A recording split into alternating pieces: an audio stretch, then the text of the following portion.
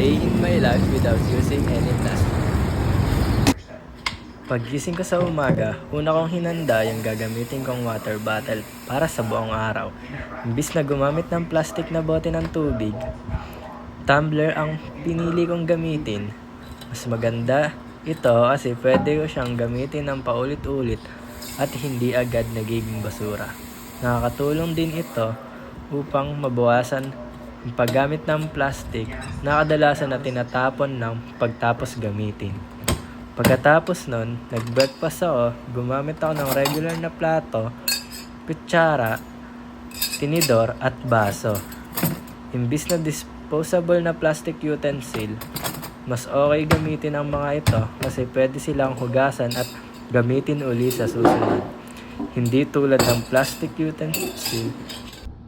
Habang ginagawa ko ang mga simpleng bagay na ito, naisip ko na kahit maliit na effort lang, may malaking epekto pa rin sa kapaligiran. Kung mas maraming tao ang gagawa ng ganitong paraan sa araw-araw nilang buhay, mas mababawasan ang plastic na mapupunta sa basura at kalikasan. Natutunan ko rin na hindi naman mahirap iwasan ang plastic kung maghahanap lang tayo ng ibang paraan tulad ng paggamit ng tumbler at reusable na gamit sa pagkain. Yun lang, maraming salamat.